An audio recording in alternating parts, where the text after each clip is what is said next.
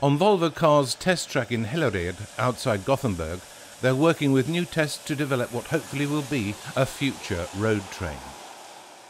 The aim of this EU project is to make tomorrow's traffic both safer and more environmentally sound. As a driver in a road train, the idea is, in fact, to be able to both read the newspaper and eat breakfast while travelling at 90 kilometers an hour. Well, right now I feel completely comfortable. I have to admit that in the beginning it feels really unusual and you're kind of prepared to take over at any moment. But it's also amazingly how quickly you get used to this and how quickly you start to become comfortable in this vehicle. And it's okay for you to make an interview with me when I'm sitting here in the back seat? Oh yeah, that's no problem. I mean, the car takes care of the driving, so I can do something else and I can easily talk with you. Is this the future? Yeah, I think this is the future. I mean, driving like this gives you completely new opportunities. We could be in a traffic queue right now and it could be really boring to drive. And in those situations, it's really great if the car can take over. It is this truck that is the lead vehicle that communicates wirelessly with both of the passenger cars.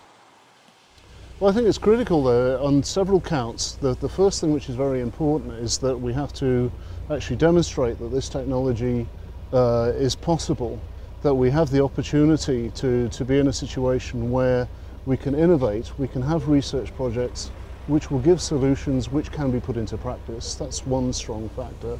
The other thing which is critically important is that the results from the research could actually fundamentally end up with improvements when you look at congestion, when you look at environmental factors, and when you look at safety. So in the medium to long term, it's a very positive action for Europe itself. With this technology, it is in fact completely possible to do more interesting things than dedicate your time to concentrated car driving. I can spend the time in the way that I want. So if I want, I can start to open up my iPad and, well, I can check my email if I want. It's no problem. The car will take care of the rest. So I can do my work if I want, or if I just want to relax and read a book, I can open a book and read about, well, whatever I like to read. And I think especially when you have these really long trips, when you're sitting in a car for 2 or 3 hours, it's great. I mean, you can do some work and it's much more fun than driving on straight motorways. In a project like this, it's not merely a question of developing advanced technology. In parallel, the researchers work with identifying the changes and problems that must be solved before the road train can become a reality. This is a question of both legislation and insurance regulations that authorities and motorists throughout the whole of the EU can accept.